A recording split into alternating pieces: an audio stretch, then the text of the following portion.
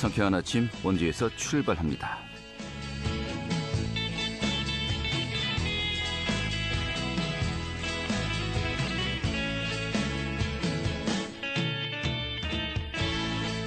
안녕하십니까. 3월 6일 월요일 아침에 인사드리겠습니다. 상쾌한 아침 원주에서 출발합니다. 진행의 한태호입니다. 자, 오늘이 봄의 세 번째 절기죠. 경칩입니다. 오늘은 어제보다 기온이 더 오르겠는데요. 오늘 한낮에는 16도까지 오르면서 완연한 봄날씨를 느낄 수 있을 것 같습니다. 또 그만큼 일교차도 크죠. 환절기, 옷차림, 또 건강 각별히 유의하셔야겠고요. 남은 한 주간 날은 더 따뜻해지겠습니다. 또 목요일 오전엔 영서 지역에 비가 조금 내리겠다고 하는군요. 오늘 준비한 소식 살펴보도록 하죠. 원주를 대표 캠핑 성지로 추송하기 위해서 조례 제정이 추진되고 있습니다. 오늘 그 내용 살펴보도록 하겠고요. 또 3월 한 달간 이 봄이 찾아오는 계절입니다만은 이럴 때 정말 미세먼지가 또 기승을 부리죠. 오늘도 아주 미세먼지 상태가 나쁨이라고 하는데요. 지금 3월 한 달간 유의할 점에 대해서 살펴보도록 하겠고요. 또 국무총리 표창을 수상한 원주 세움야학 오늘 또 연결해서 이야기 듣는 시간도 함께 하도록 하죠. 3월 6일 월요일 상쾌한 아침 원주에서 출발하겠습니다.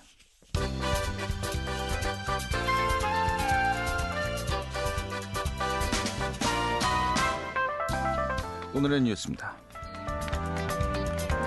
강원도가 강원특별자치도법 개정안의 신속한 처리를 위해서 관련 기관과 실무 전담팀을 꾸려서 운영하기로 했습니다.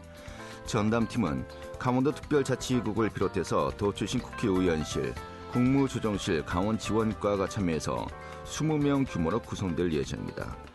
이 전담팀은 특별자치도법 개정안의 4월 국회 통과를 목표로 국회 행정안전위원회 심사부터 법제사법위원회 심의 과정에서 특례법 대응 전략을 만들고 부처 설득에도 나섭니다. 최근에 코로나19 확진자와 위중증 사망자 수가 꾸준히 감소하면서 정부가 확진자 격리 조정과 마스크 착용 의무 전면 해제 논의를 공식화하고 있습니다. 방역 당국에 따르면 정부는 세부적인 일상 회복 로드맵을 3월 말에 발표할 예정이라고 밝혔습니다. 이 급격한 물가 상승으로 인한 소비 침체 여파가 골목 상권은 물론이고 대형마트까지 영향을 미치고 있습니다. 실제로 강원지방통계지청에 따르면 지난달에 도내 대형마트 판매액 지수는 전년 동월 대비 7.3%가 하락했고 분기별로는 지난해 2분기부터 3분기 연속으로 내림세를 보이고 있습니다. 오늘의 뉴스였습니다.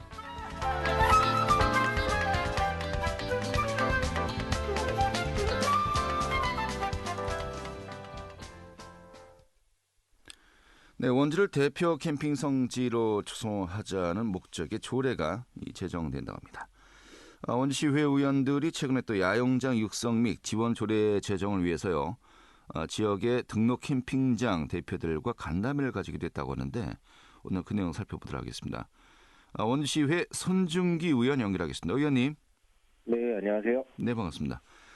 자, 최근에 그 시의회 의원들과 야영장 협회 소속의 이 캠핑장 대표들이 한 자리에 모여서 좀 서로가 의견 교환을 했다고 들었습니다. 좀 어떻게 마련된 자리였습니까? 그 원주시 야영장 협회에서 저희 의회로 간담회를 요청하셨고요. 네. 또 이제 저희 의회에서도 원주가 관광의 명소로 현재 떠오르고 있지 않습니까? 네. 사실상 이제 작년 그 강원도 18개 시군에서 두 번째로 관광객 수가 많았습니다. 아하, 네. 예. 네. 그래서 저희 시의회에서도 그 지대한 관심을 가지고 체류형 관광을 목표로 야영장 육성을 해야 되겠다 해서 우리가 서로 간담회를 이어졌습니다. 알겠습니다. 근데 사실 지금까지 우리가 이제 관광 사업이라고 하면은 원주는 좀 약간 여기 동떨어진 지역으로 이제 알고 있지 않았습니까? 아무래도 관광은 뭐 영동 지역으로 많이 간다, 뭐 바닷가로 간다 이렇게 아니면은 뭐 등산 목적으로 설악산을 가든지. 네. 그런데 지금 말씀하신 것처럼 18개 시군 중에서 두 번째로 관광객이 많았다. 좀 네. 어떤 그 이유라고 이 분석을 하고 있습니까? 일단 예전에 기사에서 나왔었었는데 이제 코로나가 좀 풀리면서 아무래도 스키장 이용객들이 굉장히 많았습니다. 네. 네. 그리고 오크밸리를 검색하는 수가 이제 가장 많았었고, 네. 그래서 이제 오크밸리 스키장과 그리고 이제 뮤지엄산 이런 곳에 이제 관광이 많이 활성화되어 있지 않나 이런 싶습니다. 네. 또 아무래도 그 간현 관광지를 찾는 분들이 이렇게 또 많아졌다고 들었고요. 실제로는 간현 관광지는 꾸준하게 네. 이제 있는 상황인데, 그 검색량 자체로 봤을 때는 사실상 간현 관광지가 3-4번째 정도 되는 것 같습니다. 네, 그렇군요. 이런 가운데 오늘 또 이제 주제입니다만은 야영을 하러 오시는 분들도 상당히 많은 걸로 들었어요. 예, 지금 현황 파악이 되고 있습니까? 네, 원주 지역에는 현재 한 38군데 정도 캠핑장이 운영이 되고 있습니다, 현재. 네. 네. 그 중에서 그 시에서 운영하거나 이런 기관에서 운영하는 게 한 5군데고, 네. 그리고 3-4개 정도는 법인에서 이제 크게 운영을 하고 있고, 예. 이렇게 하고 있습니다. 나머지 이제 32군데 이렇게 정도는 이제 개인 사업자들이 운영을 하고 있는데요. 네. 그래서 보통 한 개 캠핑장에 사이트라 그래가지고 이제 차를 댈 수 있는 대수를 보고 있습니다. 네. 근데 평균적으로 한 30개에서 80개, 많으면 80개까지 가지고 있고요. 네, 그래서 대략 한 사이트 50개로 보고 이제 한 가족이 4명이 이제 캠핑장에 온다 했을 네. 때 보통 그 비수기가 이제 12월에서 3월까지거든요. 네. 그렇게 빼고 주말만 따졌을 때만 봐도 한 24만 명 정도, 1년에 그 정도 보고 있습니다. 그렇군요. 아까 아니 뭐 가운데에서 두 번째로 많단 말입니까? 라고 했을 때 이 야영장을 찾는 분들도 거기에서 예. 큰 비중을 차지하고 있다. 이렇게 봐야 되겠군요. 그렇죠. 이제 원주시에서 관광을 할 때 야영장에 들렸다가 이제 원주시의 간현이라든지 아니면 지금 뮤지엄산이라든지 이런 그 원주시의 관광을 그 수도권에서 오시는 분들도 많기 때문에요. 네. 네. 또 그분들이 오셔서 야영장에서 즐기고 또 그 지역 상권에 가가지고 또 이제 소비를 하고 가시고 이런 형태가 되거든요. 그렇겠죠. 알겠습니다. 자, 이런 가운데 이번에 그 야영장 협회 대표 되신 분들이 먼저 논의하자라고 이제 제안해서 이제 이런 모임이 만들어졌다 들었습니다. 네. 간담회에서는 어떤 이야기들이 오고 간 거였습니까? 이제 야영장 협회 측에서는 이제 우리가 야영장에서 지원을 받을 수 있는 근거인 이런 지원 조례 요청을 좀 하셨었고요. 또 이제 워케이션 활성화에 대한 이야기들도 많이 오갔습니다. 네. 근데 그런 부분에 대해서도 저희 의회에서도 많은 공감이 있었었는데 네. 이게 그 야영장 협회에서도 그 생각외로 다양한 사회공헌 활동을 많이 하셨어요. 네. 보면 기본적으로 야영장 근처에 계곡 청소라든지 이제 환경보호 행사 같은 것들은 하고 또 연말마다 불우이웃돕기 성금 같은 거를 통해서 이제 지역사회 환원하는 이런 요즘 ESG 경영이라 그래가지고 그런 활동들을 주도적으로 이끌고 계시더라고요.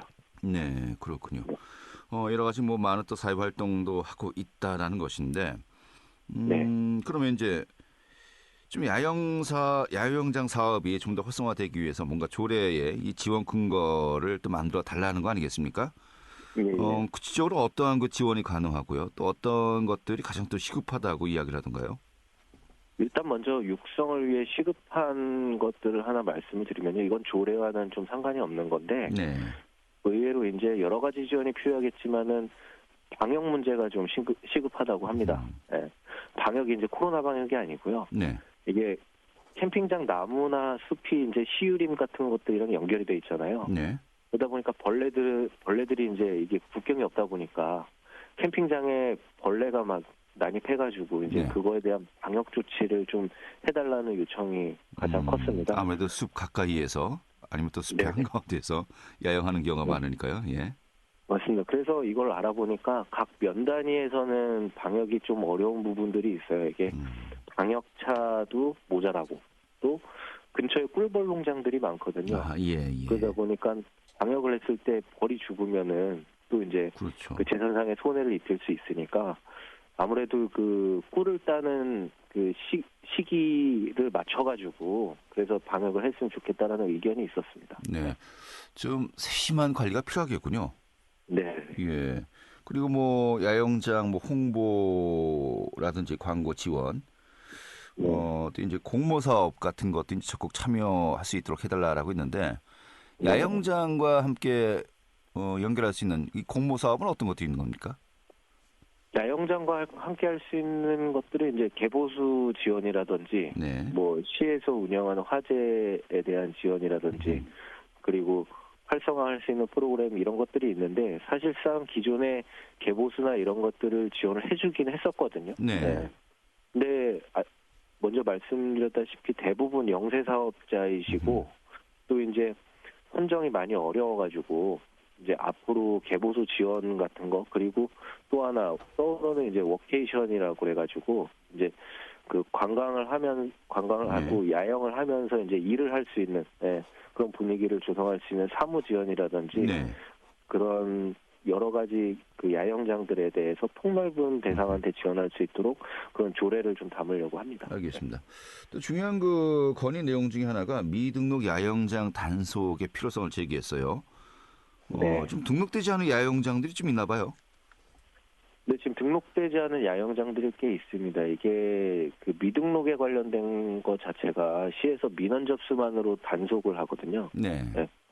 그 민원 접수 아니면 일상 점검을 통해서만 단속을 하게 되는데, 이제 적극적인 단속을 좀 요청을 하셨었고, 이 부분이 이제 특히 그 안전사고 발생 우려가 있지 않습니까? 관리자들이 없다 보면. 네.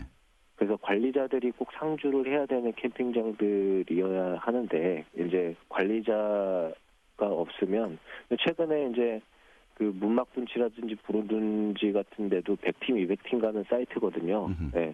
이런 야영장도 그 실제로 안전사고도 발생했었고요. 네. 또 안전사고가 발생하게 되면은 원주권 전체 캠핑장의 이미지가 추락하게 됩니다. 네. 그렇기 때문에 대부분 이제 미등록 야영장들의 어느 정도 양성화가 시급하기 때문에 이건 시에서 어느 정도 보조를 해줘야 된다 생각합니다. 알겠습니다.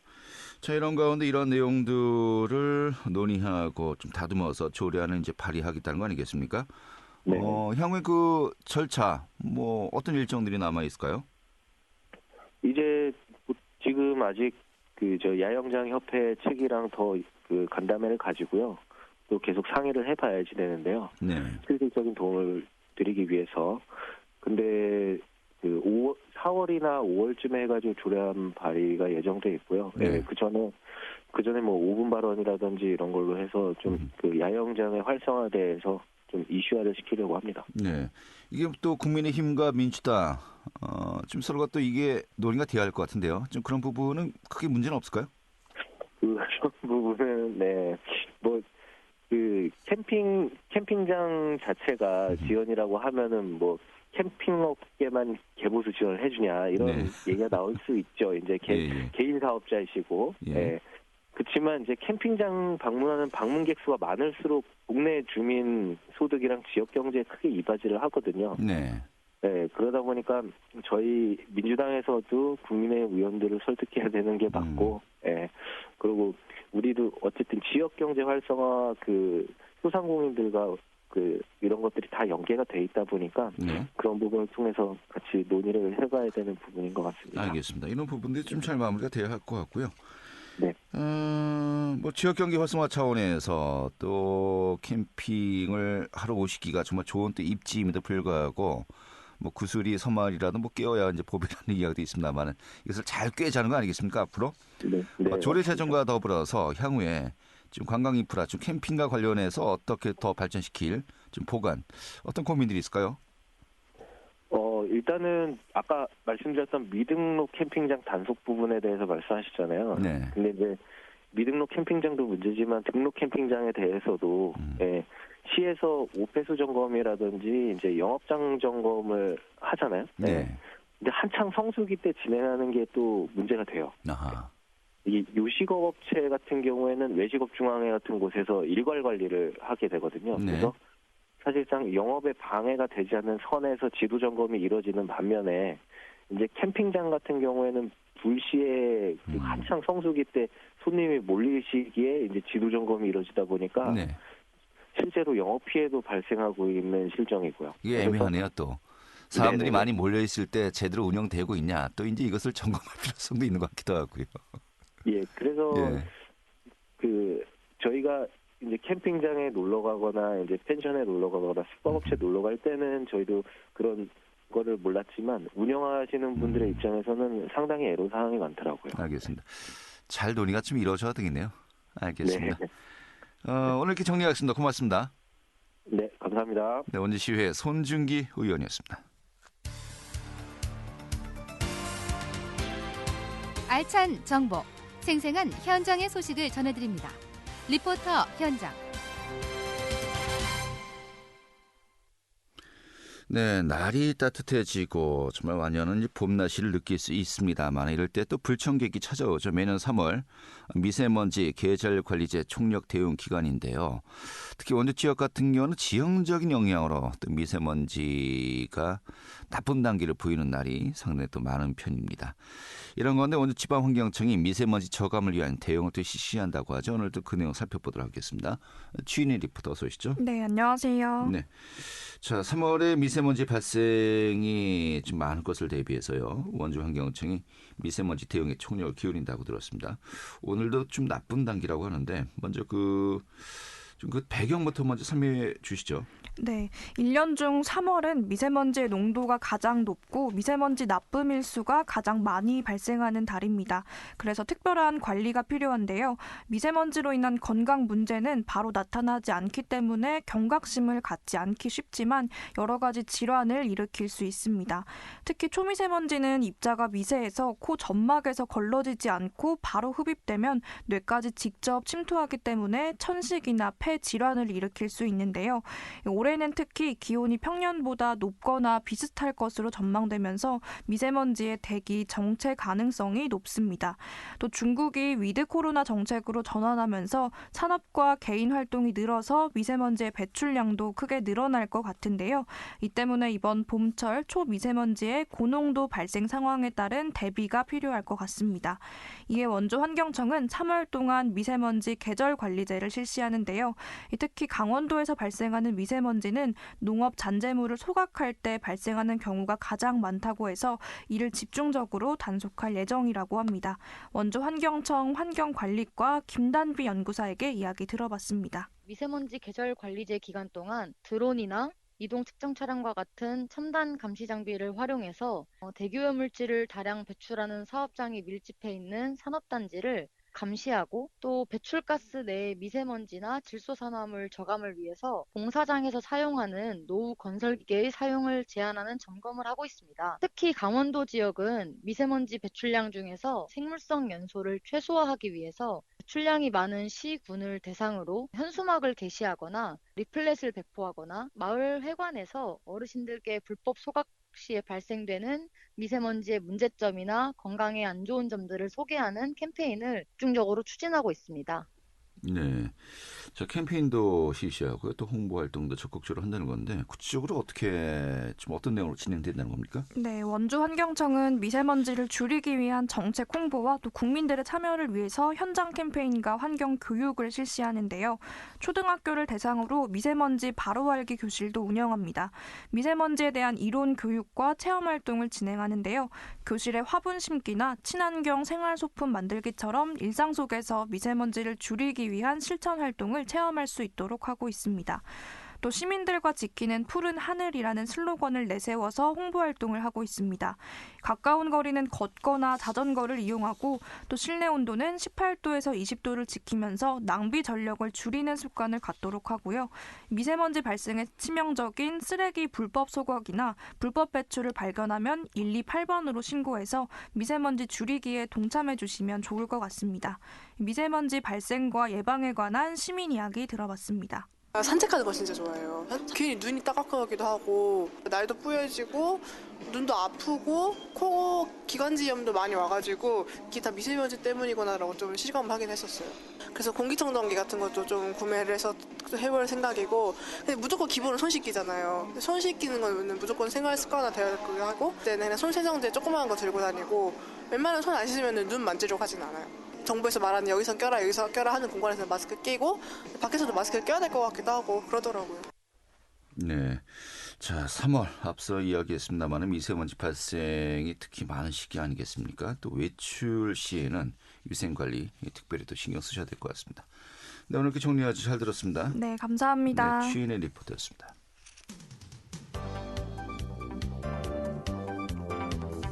생생한 현장, 유익한 생활 정보를 전해드리겠습니다. KBS 원주 라디오 상쾌한 아침 원주에서 출발합니다를 함께하고 있습니다.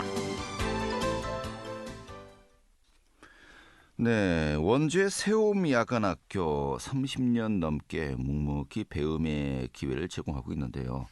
자, 이번에 이 국민 추천 포상 대상으로 원주 세움야간학교가요, 이 국무총리 표창을 전달받았다고 합니다. 오늘 소개해드리도록 하죠.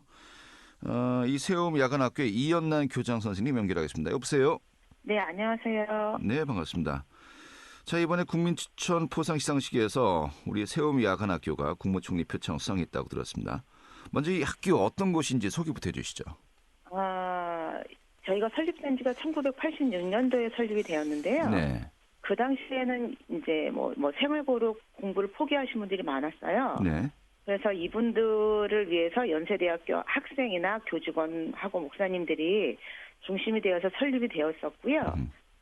그리고 이제 현재 세움약이라는 이름으로 바뀌어서 하고 있는데, 저희가 하는 일들은 중학교, 고등학교 졸업 자격이 부여되는 검정고시 합격을 위해서 네. 무료로 교육을 시켜드리는 곳입니다. 아, 그래요. 현재 몇 분 정도가 그런 공부를 하고 있습니까? 저희가 지금 학생 수가 없어서 한 분 계세요. 한 분이요? 예. 네. 꾸준히 그래도 좀 배움이 필요하신 분들이 많고 네네. 적고를 떠나서 있으신가 봐요.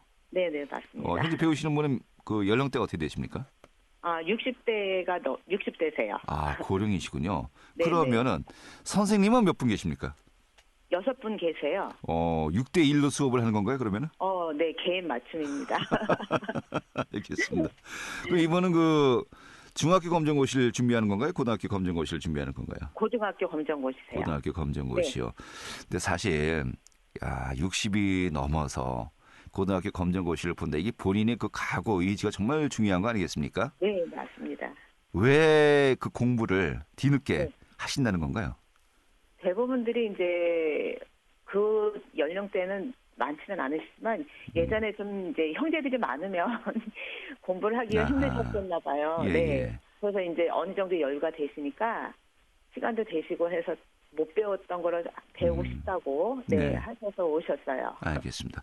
그러니까 1986년도에 이제 개원을 했다라고 한다면은 네. 30년이 아니라 40년을 향해 가고 있는 거 아니겠습니까? 네, 네. 그동안에 그럼 이제 졸업하신 분들 예. 총 몇 분 정도 되십니까? 200여 분 정도 되세요. 200여 분이요. 그렇게 네. 아주 많지는 않네요. 그 처음에는 뭐 한 10분 정도씩 계속 수업을 한 번에. 하셨는데, 예. 네네. 근데 이제 이게 많이 인원수도 줄고 시간도 많이 가고 또 이게 공부를 하려면 용기가 많이 필요하신데 용기도 못 내시더라고요. 그래서 예. 저희가 또 교실이 작아요. 그러다 보니까 이제 많은 인원을 수용할 수도 없고, 그래서 1년에 한 5, 6분 정도? 네네. 네, 이렇게 해서 꾸준히 하다 보니까 인원수는 크게 많지가 않아요. 알겠습니다. 근데 앞서도 이야기했습니다만은 어느 정도 그 연령대가 있으신 분들이 뒤늦게 네. 배움의 어떤 그 의지를 가지고서 도전하시는 거 아니겠습니까? 네네. 제가 이제 200여 분이 이렇게 많지는 않네요 했지만은 그 한 분 한 분의 사연이 네. 다 정말 많은 이야기가 있을 것 같습니다. 네. 그러면은 이렇게 그 봉사활동을 하신다고 이제 이야기해야겠네요. 이제 선생님들 네. 어떤 분들이 주로 함께 하고 있습니까? 저희 선생님들은 이제 직장인들이 대부분이시고요. 그리고 퇴직하신 선생님도 계시고요. 네. 네, 그리고 뭐 주부분들도 계시고, 그래서 본인들이 평소에 가지고 있던 재능을 어디다 이제 발휘를 할까 하고 생각하시다가 저희 약을 많이 찾아주셔서 예. 도움을 주시고 계세요. 예, 그래요. 그럼 과목별로 이 영역이 또 맡아서 하시는 게 다르겠군요. 네네. 그래요. 그런데 봉사, 재능 기부만이 아니고 또 운영을 하는 데 있어서도 또 십시일반 또 회비를 모아서 또 운영이 되고 있는 겁니까? 네네. 저희가 보조를 받는 게 없고, 예. 뭐 졸업생들이나 아니면은 뭐 전현직 교사분들 이렇게 해서 회비를 걷어서 십시일반으로 말씀하신 대로 네. 운영을 하고 있습니다. 예. 이게 만만치 않을 것 같은데요. 계속해서 이렇게 그 시간도 투자하고 또 경제적으로도 이렇게 또 후원한다는 게 또 본인들의 의지가 정말 크지 않고서는 힘들 것 같은데 어떻습니까? 감사하죠. 제가 맡아서 하고 있지만 어느 날 이제 운영하기가 조금 어려워요 하면은 아무 네. 말씀들도 안 하시고 선뜻 입금들을 다 해주세요. 그런 유지가 되고 있습니다. 예, 예. 그러면은 네. 저녁에 야간에 이제 운영이 되고 있는 겁니까? 네네, 맞아요. 몇 시부터 몇 시까지 보통 수업이 이루어집니까?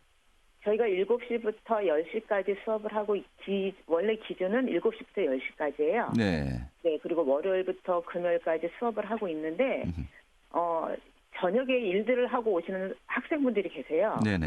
네, 그 낮에 시간이 안 되시니까 당연히 그래서 저희가 이제 웬만하면 그분들이 오셔서 수업을 하시면서 졸고 이렇게 하시는 분들이 계시거든요. 네. 힘드니까. 그래서 이제 수업 시간을 어떻게 좀 단축시켜 드릴까 해서 예. 하루에 뭐 한두 과목씩은 이렇게 묶어서 하는 경우가 있어요. 아, 그래요. 네. 이 가르치시는 분들도 네. 배우시는 분들도 보통 네. 일이 아닌 것 같습니다. 이게. 네. 그러면은 이번에 그 표창을 받았지 않습니까? 네. 뭐 달라지는 건 없습니까? 뭐 지원이 좀 더 이루어진다든지 뭐 그런 건 없는 건가요? 아직까지는